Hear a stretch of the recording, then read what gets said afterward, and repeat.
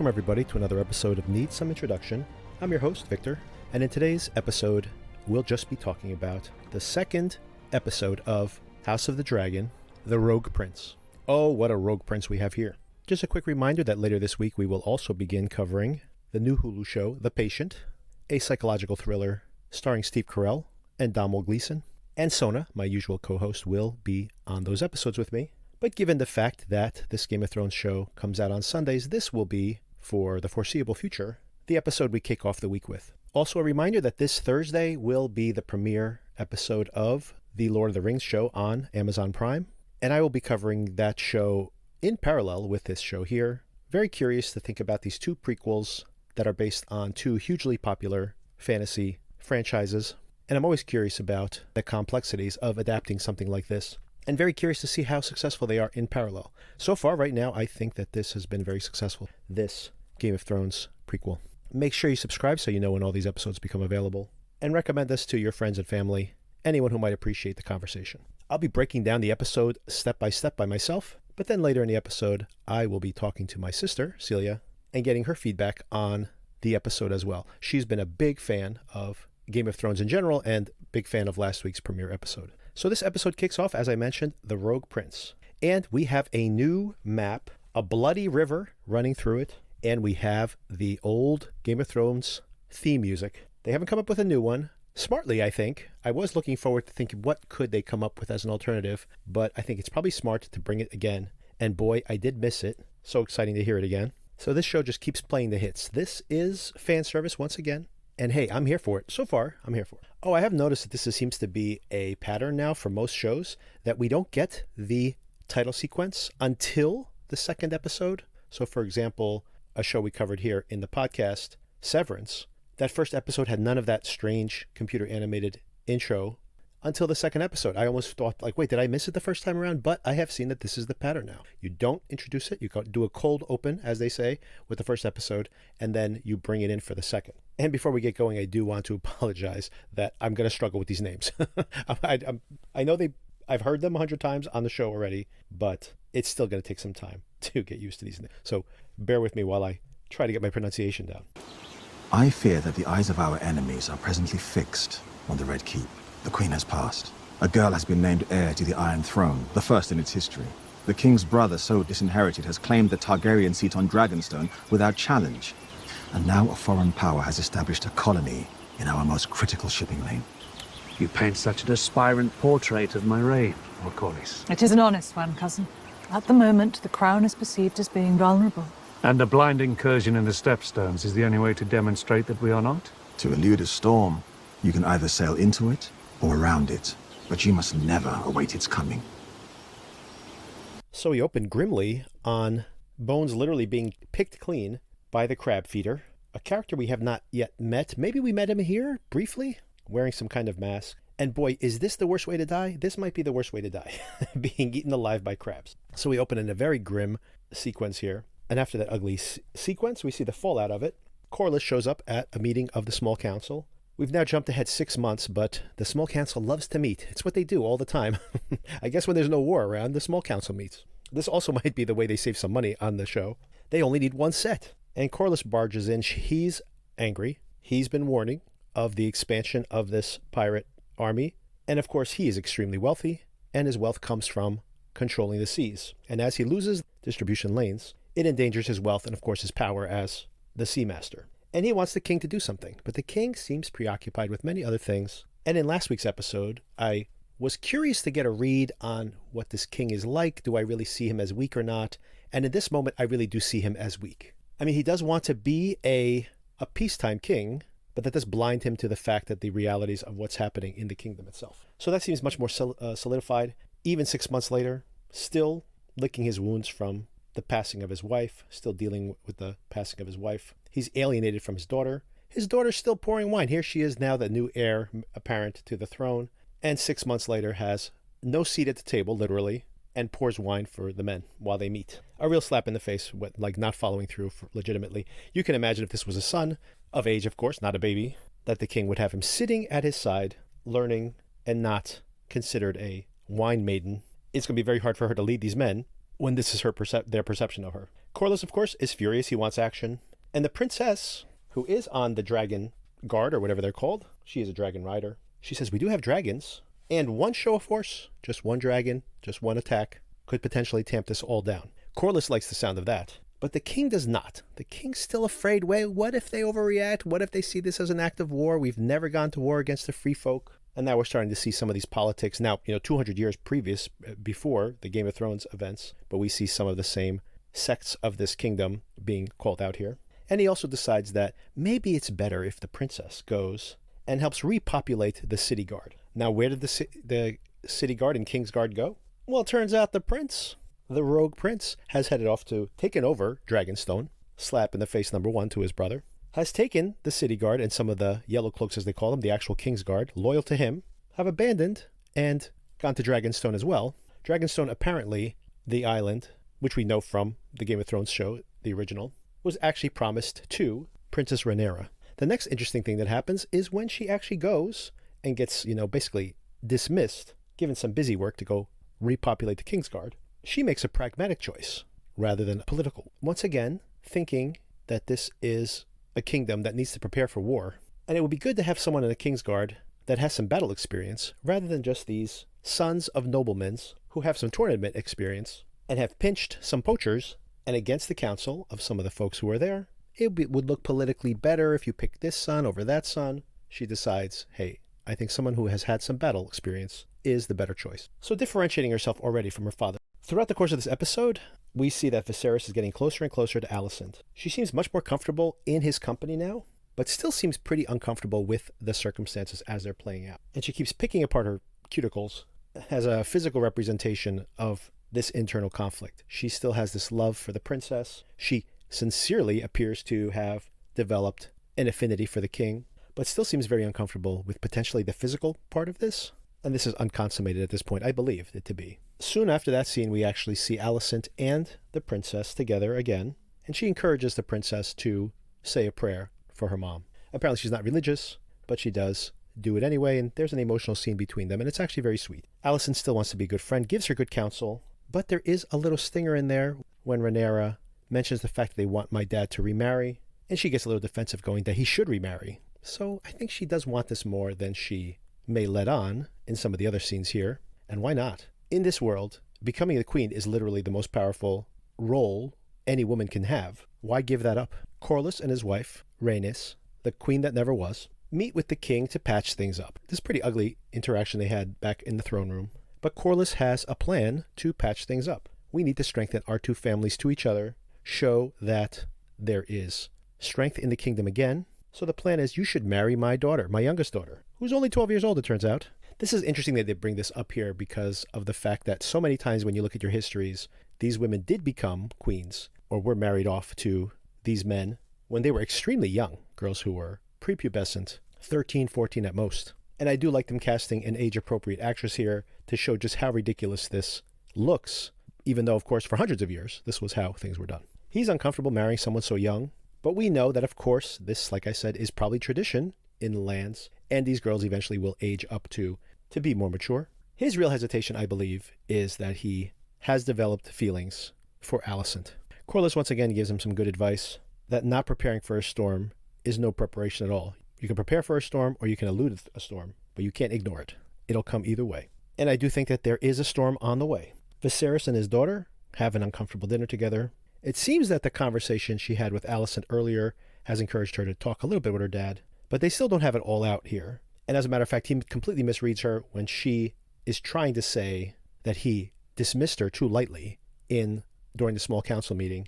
And he says, "Oh, don't worry about it. You'll get better. You'll learn. You'll learn as you get older." Completely misreading her intentions there. Importantly, something I completely forgot to call out, but I knew as soon as I saw it last week that it was going to pay off, and it's going to pay off, I'm pretty sure, in the next few episodes. That Throne of Swords apparently is toxic. It'll drive you mad, it'll poison you, or it'll give you unhealable sores on your body. And apparently one of the swords, which maybe is made out of metal that is cursed or something, to not allow your wounds to heal, has given him an open bed sore on his back, which will not heal no matter how hard they try, and is slowly expanding. And then last week, when he was fighting with his brother, he had cut his finger, and now apparently that wound won't heal either. And they're using some maggots here to eat away the dead flesh to try to save the finger, but they might just have to amputate it. And I have a feeling this is only the beginning of what is going to happen over time here. I do like the next scene where we have this emergency calling of the small council, yet another small council meeting, although ad hoc, running by Otto and his headmaester the idea of marrying the Valerian princess.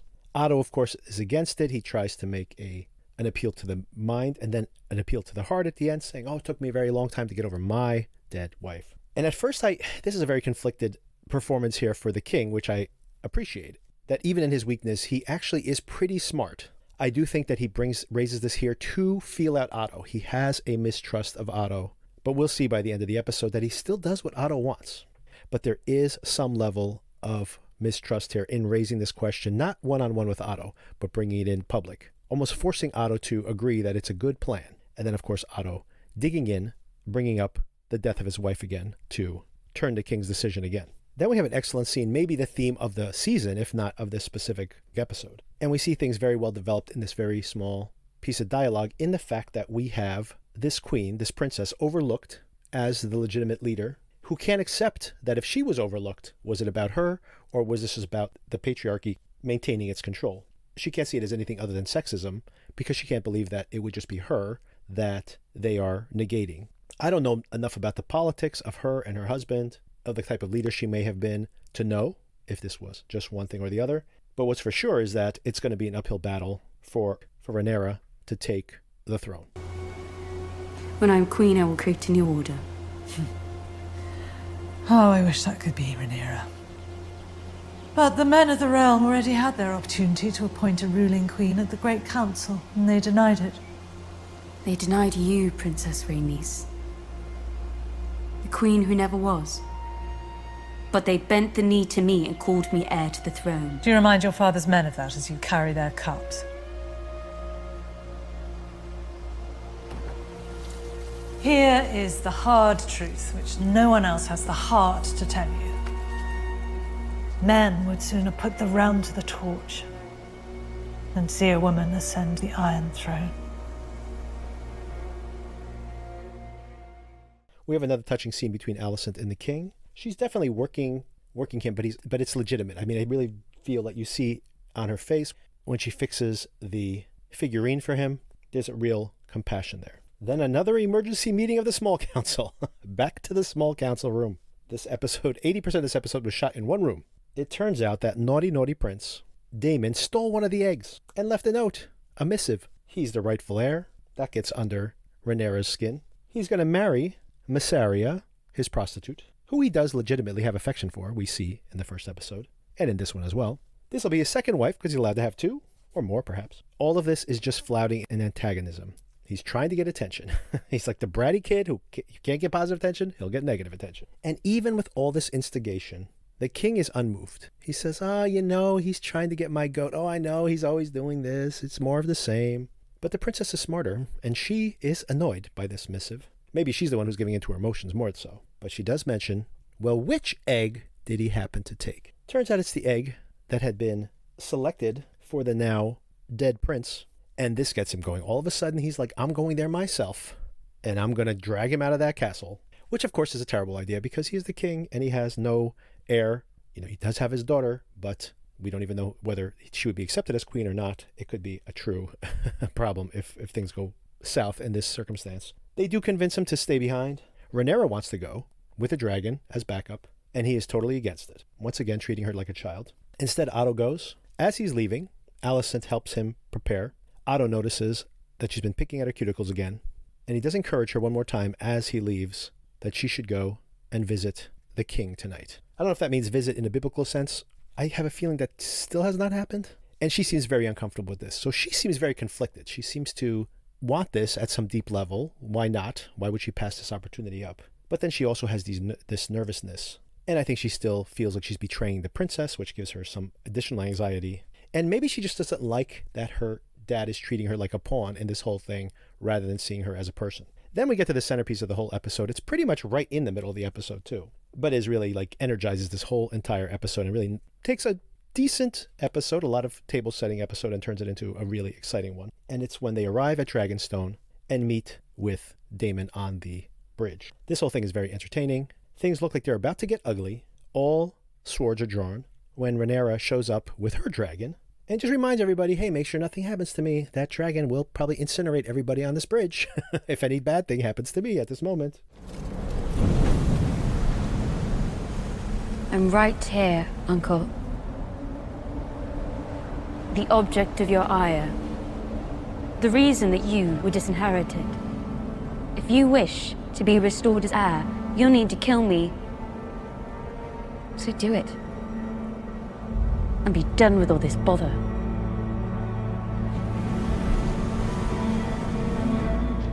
So she wins the day. I do like the fact that as Daemon is leaving, he passes the egg back to her like a football. This is a nice touch.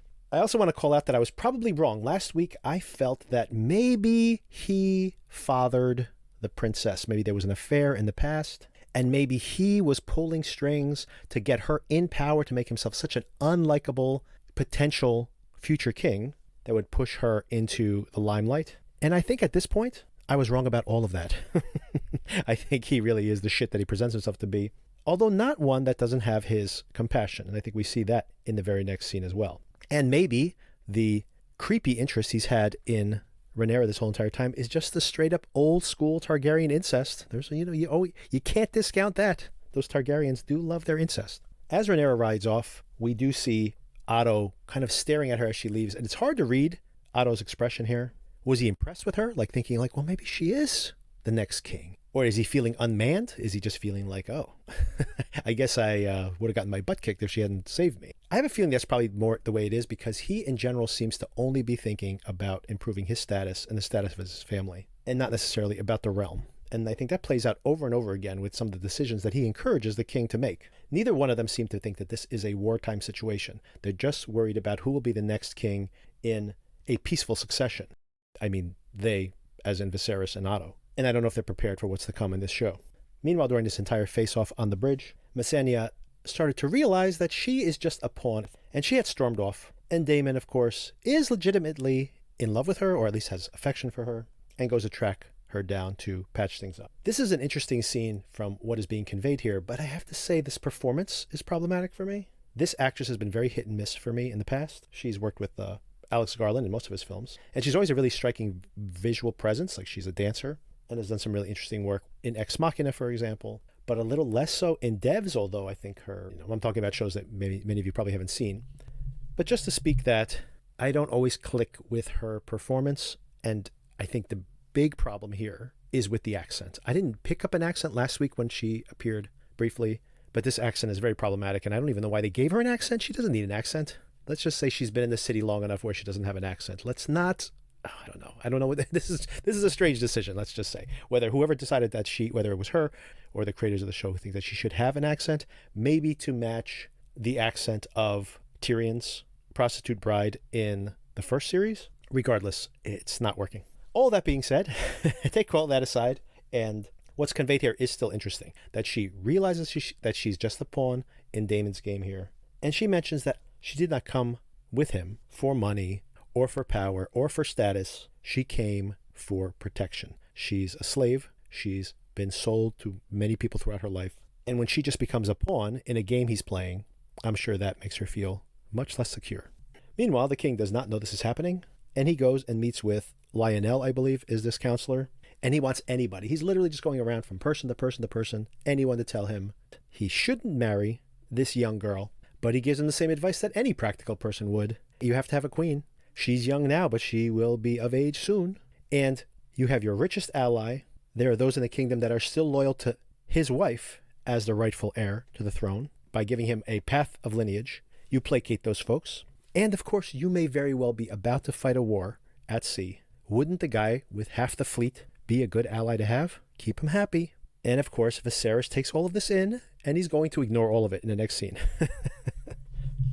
Once the princess returns, the king doesn't know about this until after she's come back. He is furious. You're my only heir. How could you have done this? Even though, of course, he idiotically was about to go himself, which, of course, would have been even worse. And she says, look, Otto was going to get himself killed on that bridge, and things would only get worse from there. It would just have escalated. I went to prevent this from getting worse. The dad does seem a little placated by this. Maybe because it does align himself closely with his own mentality of like, de-escalation. Maybe it's because she reminds him of his wife, which he obviously still has much affection for, his departed wife. But he does finally have an honest conversation with her, not only about missing her mother, but also that I am not looking to replace you as my heir, which I think is what she wants to hear. But he still needs to have a stronger lineage. He needs to have more potential heirs to make sure that their lineage is protected. Next scene, they're back in the small council. Do not take a shot every time they're in the small council. You'll be drunk every episode of the show. He's there to announce that he has indeed picked a bride. Rhaenyra nods. That's good. That bride is Alicent. That's bad. She's not happy about this, and she feels betrayed. She realizes that something's been going on this whole entire time, and they've both been hiding it from her. So obviously, she already feels like she's alienated by her dad. This only makes things worse. And then we have this final scene. Corlys, a second son, overlooked his whole entire life, scrapped his way to the king of Driftwood. Is that what they call him? The Driftwood throne. Has achieved all this. He has hustled for it. He's worked for it. He's gotten there. And he is making a pact with somebody. Who is it? The camera is panning slowly. Who does it reveal? It's Daemon. Daemon and Corlys. This is interesting. We see the duality within Daemon. He's hearing all this. He realizes that this is a play for the throne. It could be a power grab. At least it could be leverage against his brother. But then he still has that loyalty to his brother and to the kingdom in general, like the way things are run in the kingdom. So as much as a bomb thrower as he is, when there's an actual plan to attach himself to, he does hesitate. And that becomes the question now, will he play along or will he go warn his brother in the next episodes? And that's where we leave things. Next week, we see an action-packed episode. Seems to be action-packed episode. I have a feeling that it will probably be one or two really amazing action sequences and a lot of small council meetings, if the pattern bears out here. I make that joke, but there were a lot of people talking in rooms in the original series as well.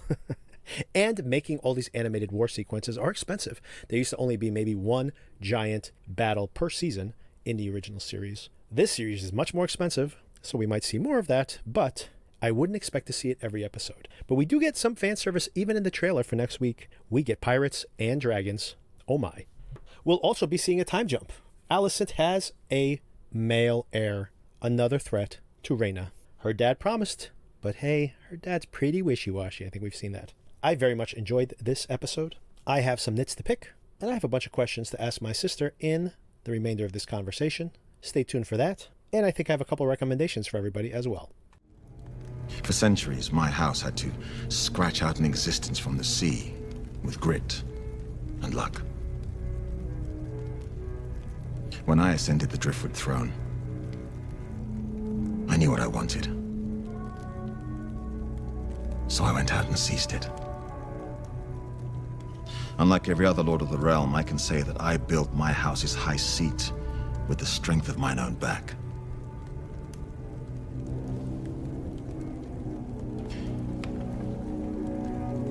I've always thought of you and I as having been made from the same cloth.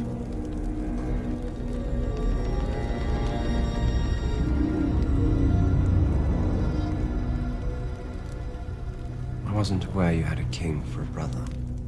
We're both men who have had to cut our own way through the world. We've been passed over too often. Did you call me to Driftmark to remind me of my low standing, Lord Corlys, or was there some other reason? You've heard of the troubles in the Stepstones? Some Mirish prince is feeding Westerosi sailors to the crabs. I've been petitioning the king to send my navy into the territory, but he's denied me. It was never my brother's strongest trait. What? Being king. All right, Celia, so I've already broke down the episode at the top of this episode here, so I have 10 questions for you to answer. Ooh, this is like a test. Well, it's opinion, so I guess it's not, you won't get graded on the answers.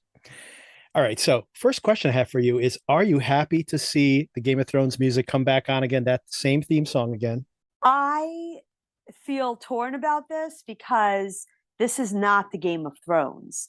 And I have enough trouble not calling it the Game of Thrones. I constantly do that when I'm referring to, like, oh, you should watch this, Carlos. I mean, they would have to have a great musical entrance if they were going to Yeah. change it, I guess. It would have Yes. to be really memorable and amazing. I think I would have liked that they did that instead of just putting the Game of Thrones music back in there. That's my opinion. My first thought was, oh, that's a little lazy. Right. I actually feel both ways that like you do. I was actually very excited to hear it. I'm like, man, this is such a great theme. And like you said, how do you top this? Everybody's going to be disappointed. So maybe this has already been renewed for season 2. It is very possible that, you can see them maybe changing the theme or modifying it over time once it becomes its own thing. But I think HBO is so much trying to, well, first of all, this massive, massive, over $500 million investment in this thing. And second of all, they want to, this is a lot of this is going to feel like fan service and and for me, not necessarily in a bad way yet. And this is just part of that, right? Is just like, we don't want to get the theme wrong. So we'll give them more of what they came for in the first place. I did love, by the way, I excerpted it in last week's recap that there is some music when we heard Princess Reina setting up the series itself. There was this kind of like very tribal sounding music, which I thought was incredible. And I'm like, well, maybe we'll see more of that as the show goes on. Maybe it'll transition to a new theme.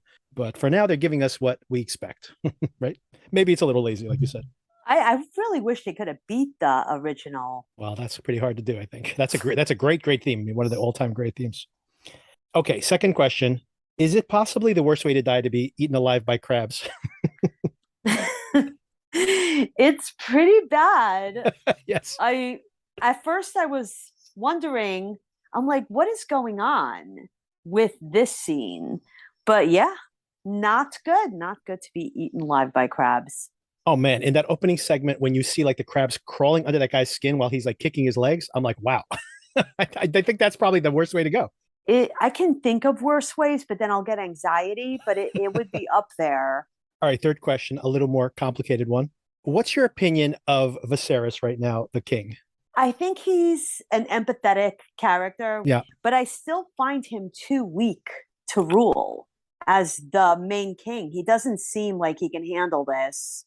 I think that he's kind of proven himself to be extremely weak. Like some of the things you could kind of write off last week as he's more interested in maintaining peace than going to war, but he has some kind of plan. This episode just seems like he is just like really not wanting to engage with a lot of these things that are obviously happening. He's in denial Yeah. of how bad things are getting out there. So when we saw that last week, when things were just going very badly and his brother jumped in there to, I guess, put the fear of God into these people so that they would not continue to act like this, his brother cannot handle the kingdom. He's unaware that all of this is happening. I like that Damon at the end of the episode says, my brother was never very good at this. And Corliss says to him, what? And he goes, being king. He shouldn't be king. Somebody has to dethrone him. You know what? I didn't have this on my 10 list of questions, but I do have one that I'm going to throw in there anyway. I forgot to bring it up last week, but I definitely, so I don't want to forget about it again. But like that toxic throne that they sit on that has given him this sore on his back that won't heal. And now his finger's been cut and won't heal either. I mean, this guy may not be long for the world because that throne itself may kill him. Maybe someone's poisoning the throne. It could be possible. That's actually true. If he's falling apart like this from sitting on this throne. Although his brother was sitting on the throne and he seemed to be okay. But he doesn't sit on it all the time, right? So that's another thing. Or something else is really wrong with him. Somebody's poisoning him in another way. It could be. All right, next question. Alicent, what's her motivations here? She, I think in general, I know what she wants, but she seems to be conflicted, to say the least. So what's your read on her right now? I feel like she would welcome being queen. I don't know if they're having a sexual relationship. I don't think it's been consummated yet. I agree. And it's been 6 months, according to one of the conversations since the queen died. So she'll go for it. I think she'll go for it. Once she gets a taste of being queen, she'll be totally fine with it. She's just very immature. She's like a child put in a situation she's not ready for. I think she'll become queen, be totally like, what was I thinking? Why didn't I want this? And then support the weak king no matter how, even if it goes against her best friend.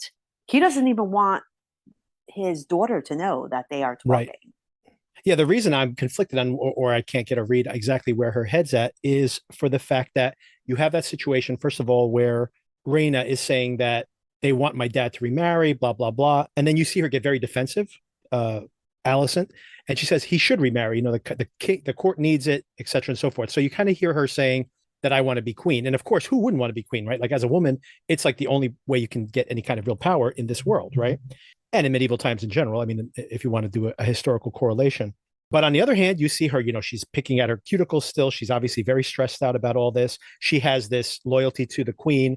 And then when she's with the king, she is saying things that, her Otto, the hand has, her dad has maybe been coaching her to. So you see her kind of playing her cards, but you also see like the way she smiles when she fixed his figurine, that she has real, empathy and compassion for him. So it seems all very complicated, but she seems to also be worried about becoming a mother, about being sexual with this guy. I mean, maybe it's completely rational that she just is very conflicted. What are her options, though? Yeah, true. If she was going to end up with anyone, which is, I guess, her job to do at those times, this is her best bet. Absolutely. So I think she likes him. He's a nice guy, but if it was like today's world, she would not be going for this. She'd be trying to hang out with some cute hipster or something. But well, that's a different world now. This is really her. I would just go for the king. Isn't this the best way to go for her? Oh, yeah, absolutely. Yeah, she's probably going to get married off to someone she doesn't even meet until the wedding day, right? This is somebody she actually likes. And of course, the king, like the best wedding option she can get. Really? So I think she likes him.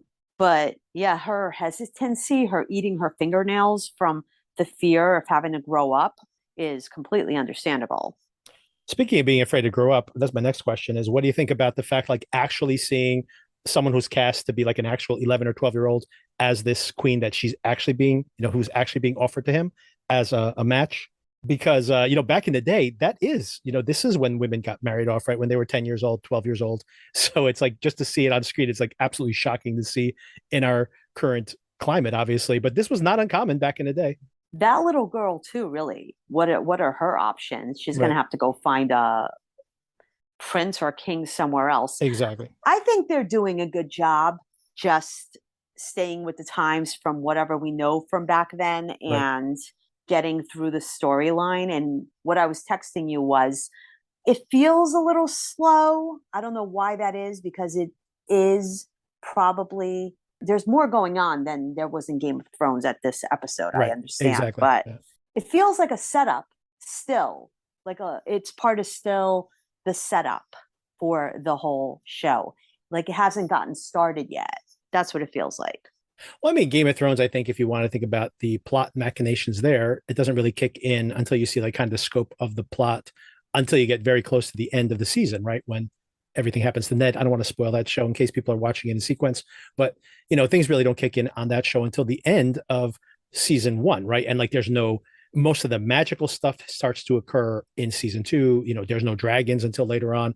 So this is all way more eventful. I would agree that the difference there is that in Game of Thrones, you do have all over the world, right? In different locations, all these different sprawling characters having, conversations and plotting in very different, in different countries, basically. And here, because we're so focused on the lineage of this family, I mean, basically, it's like how many small council meetings were there in this episode, right? It's like we're in the small council room 80% of the episode. So I think that's part of the problem. It's not that there's more talking. I don't think so. It's just that there's not these other geographical areas. Like the map is so small in a way. They're just in the Red Keep the whole time, pretty much, except for this really good scene when they go out to Dragonstone. But this is only the second episode. I mean, I'm pretty sure this villain will be fleshed out, or other villains will be fleshed out, and the story will get bigger. It's only episode 2. And like I said, if you go back to Game of Thrones in episode 2, we haven't left Westeros, right? We're still like with Ned and his family. So it's not, we're expecting to have like 45 characters in 10 different countries. As a matter of fact, if they did that, I'd be like, I don't know who any of these people are. It'd be like completely confusing to me. So it's okay to roll it slow, I do think they're doing a good job setting this up. I do too. So. I don't have any issues with it so far. No. I'm still wondering where it's going. Like if it's gonna, once the action starts, what's gonna happen? Because it's been 2 episodes of this. You're right. That scene is so gorgeous, by the way. Yeah. And I'm not a big fan of monsters, but these dragons are amazing. We spend a lot of money on the dragons. That's why they have to put the rest of the Really show, good. the rest of the shows inside of these in the boardroom because they need to spend all the money on the dragons. It's fascinating. I'm really just looking forward to when we start seeing more of the brother's journey because he's the most interesting character so far. All I got from the king is he's nice. Yeah.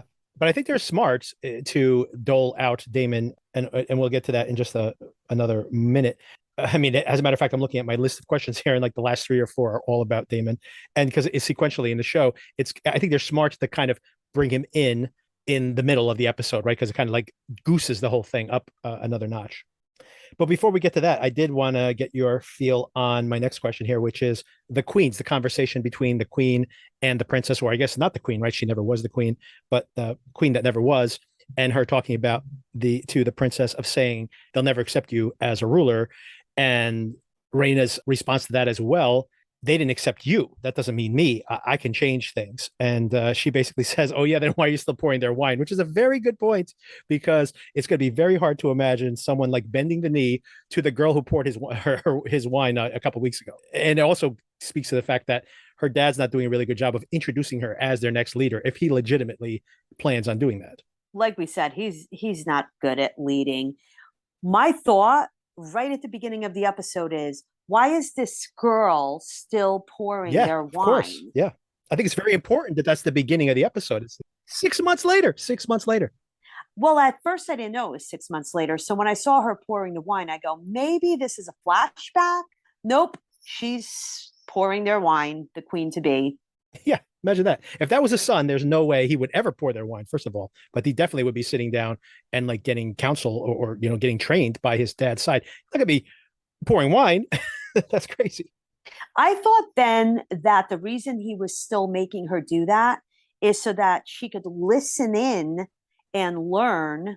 Oh, she has been, which is, good for her. He can't actually be like, new queen. All right, you guys. Oh, yeah, of course. We're going to talk about all the stuff that I don't want to talk about with this little kid who's going to be your girl queen. So I was thinking maybe he knows she's listening and she's learning. And he brings up one time in a conversation that she needs to be around them to learn stuff.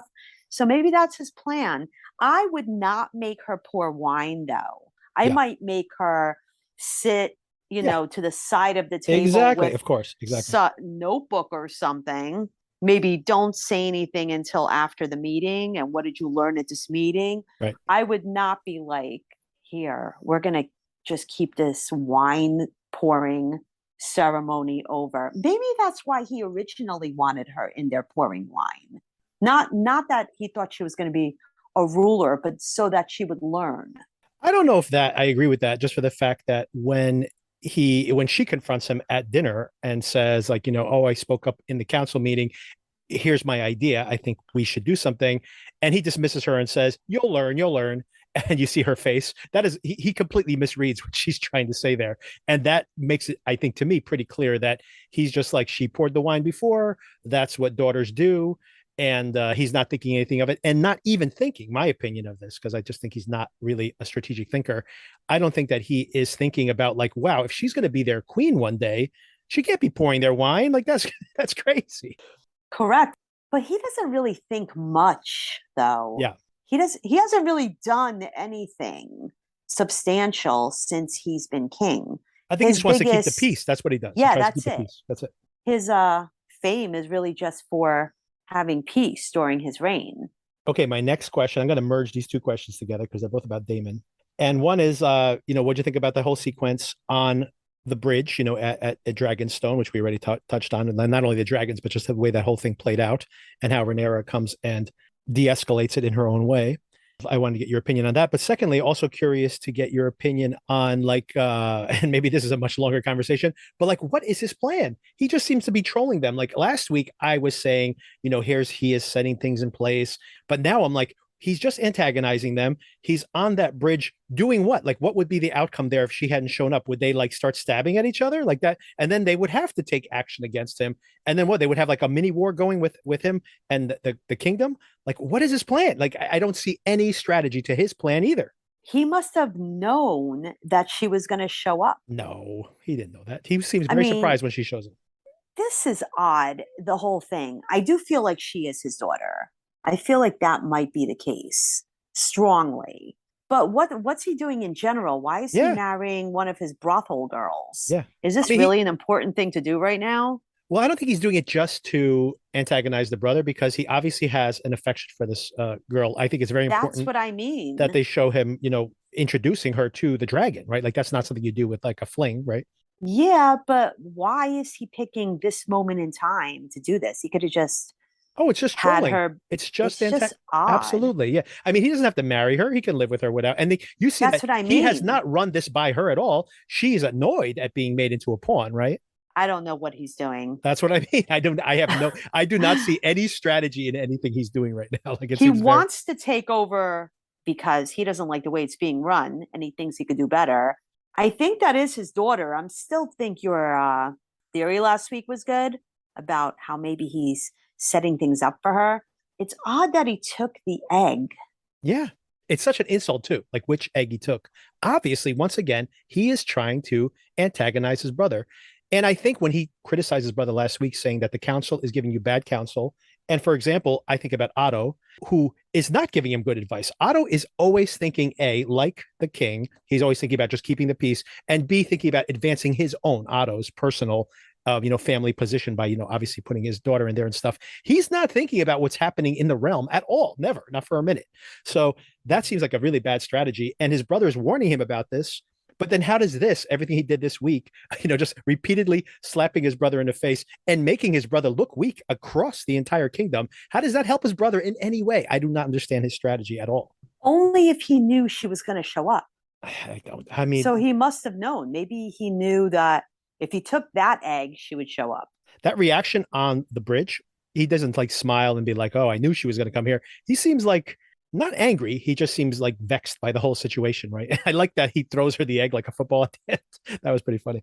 But he does not seem like he was anticipating that to play out that way. Maybe he was thinking if he bothered his brother that much, his brother would show up, because he does say to Otto, where is his brother? I don't see him, right? And then maybe that's what it was. Maybe he saw if he took the egg and he did all this stuff, it would be enough to draw his brother out. But I don't think it would be to kill his brother. I don't think he wants to kill anyone in that situation. He knew someone was going to show up. That's got to be his plan. Maybe he didn't know it would be her, and he did think it was going to be his brother. So I don't think he just thought nobody was going to show up. Oh, so, obviously, he's like, poking a hornet's nest there. And you see his brother, and I thought this very interesting that his brother still is like, oh, he's just antagonizing me. This is what he likes to do. And he's trying to dismiss it. And then Rhaenyra is smart enough to be like, which egg did he take? And of course, as it turns out, as soon as it finds out that it's the same egg he had kind of bookmarked for his own son, that of course that sends him off the deep end, which of course now the king is like, I want to go there. And which is really stupid when you don't have an heir. I mean, you have this daughter now as your heir, but you can imagine how contentious that would all be if he suddenly died out there somewhere. And now we have the deposed prince and the princess fighting this out. Like, it would be it would be a mess, total mess. And I'm sure like Corlys would try to make another claim with his wife for the crown as well. So it would be a disaster. And he's just like, I'm going. So he's so impulsive after being supposedly so cautious. He's just not a good leader at all. Terrible leader. It's funny. Every time we have all these questions, and we've had them in our other podcasts where we're like, what if this is why? Because it seems illogical. It always turns into something ridiculous. So I'm hoping that this is a great series. The funniest thing about all of that, this is something that I do not research on the internet, because since this is all prehistory to the Game of Thrones books, like if you want to know what happens to every single one of these people and how they die, because they're all going to die at some point, you could just look it up on a Wikipedia article, which I'm trying to avoid. But I'm sure all of this has been predefined, and we're figuring out like what the hell's going to happen next. And it's like we could easily find out if we wanted to, but I'm going to choose not to. So I don't want to know. I just want it to be good. I don't want to be like, say next week, go, I'm wondering. I kind of want to be like, that was amazing. I can't believe it. Like, I want that to happen. So speaking of plots, my last question is Daemon and Corlys. So Corlys shows up or invites, I guess Daemon is at Corlys's, he's at his kingdom at Driftmark, I think it's called. So he has gone to visit Corlys. Corlys says, we are both second brothers. We were both kind of overlooked. We scrounged and made our own way, and we should have a partnership here. And at first I was thinking, oh, Corlys is working with the pirate, right? Like this is all a big scam. Like I'm thinking much that way. But that's not true at all. He's actually pretty earnest about what he's trying to say. It's like the two of us together are going to do battle with this pirate so that, because I have to protect my shipping lanes because that's how I got rich. It seems like completely practical what he's asking him to do. Of course, he's doing it behind the king's back, but because the king is not making good choices. So this doesn't seem to be that evil, what they're conspiring here at the end of the episode. I think everyone thinks he's a figurehead. Nobody really has any confidence that he can make any really big decisions. They've probably been making decisions for him this entire time.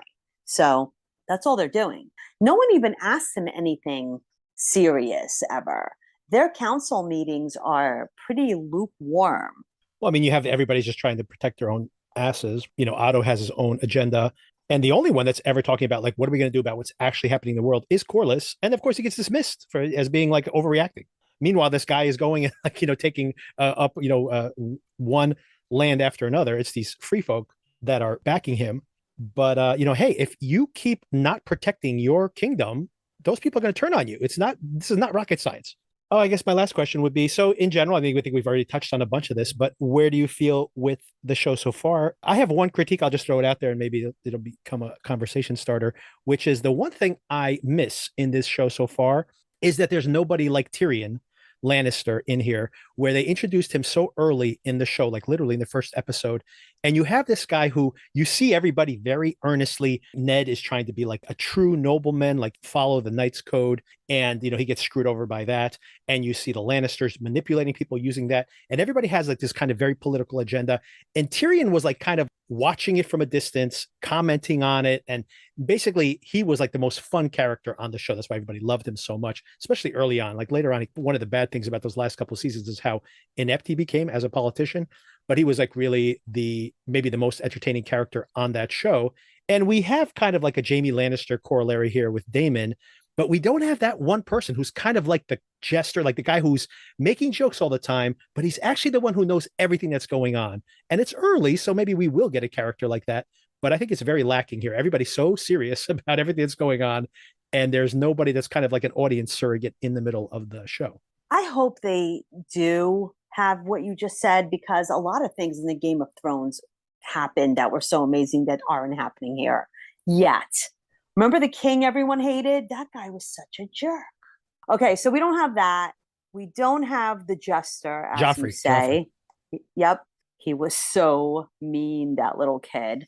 We don't have, even the Targaryen beginning in the Game of Thrones was very specific and really dramatic. Everything's a little lukewarm in this series for my taste at this very moment, which is why I was saying that the first two episodes feel like a setup. So I don't judge the first episode or two of series because that's usually what's happening. I am looking for it to be a little more surprising. I need more dread or something. Well, you got to jump way ahead in the next episode, right? You have the son being born to the new queen. So, of course, Rhaenyra is going to have her issues. We have dragons and pirates fighting on the beach. So that's a big, exciting action sequence. They spent all the money on the giant battle between the pirate ships and the dragons. You end up probably with the rest of the show will all be people talking in rooms. They blew the budget on that. But yeah, and there's a time jump, right? So the baby's born already in the next episode. So we're jumping ahead. Who knows? 9 months, 12 months ahead. Maybe some of these questions we had here will be a little more well-defined. Yeah. So I am looking forward for the next episode. I really am. All but right, it didn't grab me like, Game of Thrones grabbed me right away. See, I had the opposite experience. Game of Thrones, I gave up on Game of Thrones when I first watched it. And then I came back to it only because people go like, you have to see the final episode of season 1. But I had literally made it to episode 3 and then I quit. I just gave up on it.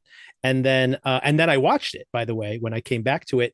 I watched it and I struggled to get through the first 6 or 7 episodes. It was only like the last 3 or 4 episodes of season 1 that clicked with me. So if I was going to do apples to apples comparison, I'm way more engaged. And part of it, of course, it's because I'm already kind of vested in this universe. But so I can't really make that comparison that this is as good or better or whatever than that one. But yeah, the show, even now when I try to rewatch it, I can't watch those first few episodes. I have no engagement at all with the material until like really late in season 1, basically. I did not feel that way at all. I I was like one of those people who like was completely not interested in watching Game of Thrones. And I only came to Game of Thrones, by the way, because of the finale, basically. And then like, season 2, of course, is incredible. Especially some of those plot twists that come late in the game. And then season 3 and 4, really excellent. And then it kind of tapers off after that. But those three seasons, I think season 2, 3, and 4, especially 3 and 4, are really, really strong. Well, I'm totally invested in this show. So it sounds like I'm kind of like, I don't know, but I'm going to watch the whole thing. We talked about my obsession with finishing everything. So I'd watch it even if it wasn't good. But I have a feeling that it's going to be good, because who is going to, in their right minds, put this series out as a prequel to Game of Thrones and not have it be good? That would be crazy. Well, intentions are always, you always have good intentions. Doesn't necessarily mean that they'll be successful. But I do have confidence in what they're doing right now, to be honest. And I'm definitely going to hang around and see how it goes. Oh, and interestingly, they just, after season 1, episode 1, which got massive ratings, they already renewed it for season 2, which of course, I mean, it was kind of a foregone conclusion. Unless it had terrible ratings, they're going to bring it back for season 2, because you don't make this massive investment and then say, we're a one and done season. It's just like, you do not spend money like that and then say you just give up on it after season 1. This has got to be a 2, 3, 4 year storyline for this to even make sense as a, financially, considering how much money they're spending. Well, so far I'm invested with the brother, but in order to watch these kinds of, or any series really, to watch any series, especially from season to season, you have to be really invested in the actual characters. Like, I want to fall in love with some of these characters. Yeah. I want to. It's what you were saying about Jaime in Game of Thrones. Like, we fell in love with him, or we had a very strong reaction to Joffrey, who we hated his guts, Exactly, right. I need strong reactions to get me through series in one way or another. I want someone to root for. So anyway, I'm sure it's coming. Yeah, I think they do need to work on that. I agree. But I mean, there's a lot to do to win people over in that first episode, which I think they did do. And now they have to create, this world has to become interesting in and of itself. And they're going to have to start doing that now too. And like I said, this is 2 episodes in, so I'm pretty confident they have some kind of plan, especially when you have, unlike the Game of Thrones show, where you have the framework for the series. So you just have to go in, put interesting characters in there. Right? That's what you have to do, which isn't easy. Don't want to make it sound like it's super easy, but I do think that people have the skill to do it. And so far, I'm still very interested. Me too. Okay, we got only a few minutes left. I did want to make a quick recommendation that the director of this episode is Greg Yataines. I don't know how to pronounce his name. He is also one of the executive producers. And interestingly, Celia, he is the director of 9 episodes of Banshee, one of your favorite shows. I love Banshee. Which I did not get into. I don't think we have time to discuss it here. However, it's so good. However, I have a recommendation for you that you might like because of Banshee. This same guy, Greg Yataines, directed also for Cinemax, so it has those same ingredients that you like. Lots of sex, lots of people having their skulls crushed in with baseball bats, and this show, because it's Cinemax and it has some of that same, tenor. All Cinemax shows kind of have the same ingredients in different measure. There's a show called Quarry that he directed the entire first season. It only lasted 1 season, but this guy is a Vietnam War veteran. He comes home and he is completely damaged from what's happened to him in the war. Can't find work because he's been implicated in some shady stuff that happened over there, like a massacre of a village that he doesn't take responsibility for. But, the media has kind of framed him and his friend as the instigators of this thing. And basically, this is like a prequel to Barry or something. Someone shows up at his house and says, if you kill people for me, I'll pay you.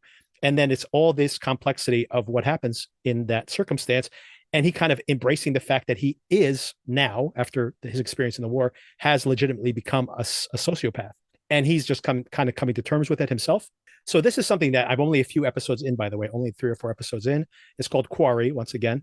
It's already canceled from, 5 years ago or so on Cinemax. It ran around the same time that Banshee was on. And it's like Banshee, but without the campiness that I really don't like in Banshee. It actually deals with the psychology of these characters. So it's very interesting. And it has, like I said, it has some of the same action and, fist fights and gruesome beatings and sex in every episode, of course, but has all those things, but it's takes these characters very seriously. And I'm really enjoying it so far. Very psychological, much slower than Banshee. Only like one person dies every single episode brutally instead of 10 or 15. So anyway, I think you might appreciate it. Like I said, it comes from some of the same people who did Banshee, but a much more kind of somber. It's the somberness, not all the violence and stuff or the sex even that I like, because one of my favorite movies is The Sound of Music. Just so everyone knows, it's like the most vanilla, but it's so beautiful. Oh my God. It still like brings tears to my eyes of joy. So but I also love Banshee. Yeah. What is this thing called? Quarry? Quarry. Quarry. Quarry. Oh, and it's based on a series of books. I think there are 15 books into this series, but they never made it past the first book, basically because of the show. But it is, I think I haven't finished it yet, but I've heard that the first season basically is, you can watch it as just a complete thing as well, even though they were intending it. Quarry or just Quarry? Just Quarry. So it's not on HBO? It's on Cinemax. I don't think it's available on HBO. Banshee was also HBO, and then it popped up. It was at Cinemax, and it popped up on HBO. So you can check for it there. But I have a feeling that all these Cinemax properties are leaving HBO, given all the shakeups that are going on at HBO right now. That whole place is falling apart. Interesting. Yeah. All right. I'll watch it. We're out of time, but thanks for the conversation. Of course. All right. Talk to you soon.